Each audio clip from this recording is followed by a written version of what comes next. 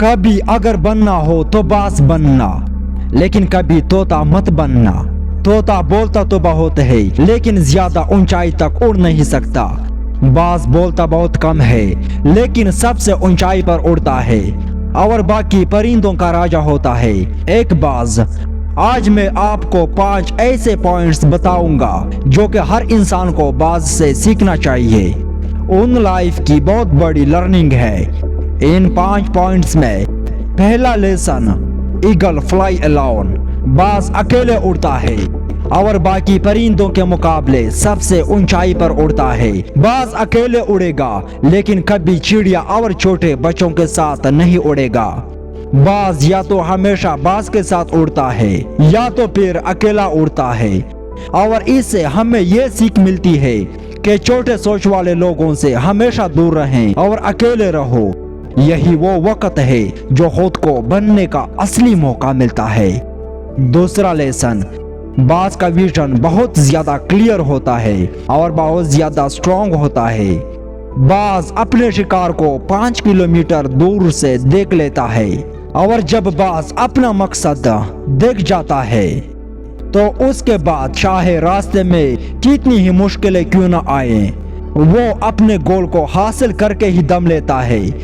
اسے بھی بہت بڑی سیکھ ملتی ہے کہ اپنا ویژن کلیئر رکھو اور اسے حاصل کرنے میں چاہے پھر کتنی ہی مشکلیں کیوں نہ آئے پیچھے مت ہٹو، اس باز کی طرح بڑھو۔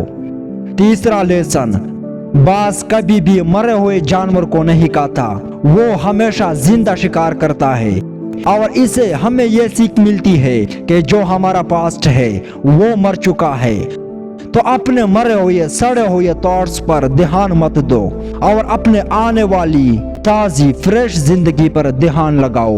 اپنے پاسٹ کی پرانی یادیں جو تمہیں تنگ کرتی ہیں انہیں وہیں رہنے دو جہاں پر اس کی جگہ ہے، اسے پریزنٹ میں جگہ مت دو، جو کہ ایک بار اگر تمہارا پاسٹ تمہارے پریزنٹ میں آ گیا تو تمہارا پاسٹ تمہیں کبھی پریزنٹ میں رہنے نہیں دے گا۔ پاسٹ میں تمہارے ساتھ کتنا برا کیوں نہ ہوا ہو، وہ سب یادیں، وہ سب تھاٹس اب مر چکے ہیں، اور اس باز کی طرح بنو جو کبھی بھی مری ہوئی چیزوں کو نہیں کھاتا۔ چوتھا لیسن، جب آگے طوفان آتا ہے تو باز بہت زیادہ ایکسائٹڈ ہو جاتا ہے، بہت زیادہ خوش ہوتا ہے۔ جب بارش ہوتی ہے تو سارے پرندے چپ کر بیٹھ جاتے ہیں، لیکن باز کو بڑا مزہ آتا ہے۔ جب تیز ہوائیں چلتی ہیں تو باز ان ہواؤں کے سہارے اور تیزی سے اوپر کی اور اڑتا ہے، اوپر اڑتے اڑتے اتنا اوپر جاتا ہے کہ بادلوں سے بھی اوپر جاتا ہے، اور اسے بھی ایک اور بڑی سیکھ ملتی ہے کہ مصیبت میں مزہ ڈھونڈو۔ اور نیپولین ہل نے ایک بار کہا تھا کہ ہر بڑی مصیبت اپنے ساتھ میں ایک بہت بڑی اپرچونٹی ساتھ لے کر آتی ہے۔ اس باز کی طرح تم بھی اپنے اوسر کو پہچانو، اور جس دن تم نے اوسروں کو پہچان لیا تو ساری مشکلیں تمہارے پیچھے ہوں گی اور تم ان مشکلوں کے اوپر ہوں گے۔ پانچواں لیسن، باز اپنے گھونسلوں میں سے سافٹ گراس کو ہمیشہ نکال دیتا ہے تاکہ باز کا جو بچہ ہوتا ہے وہ اس میں کمفرٹیبل نہ ہو سکے، کیونکہ اگر وہ گھونسلے میں کمفرٹیبل ہو گیا تو وہ وہیں رہنا پسند کرے گا، لیکن باز کبھی ایسا ہونے نہیں دے گا۔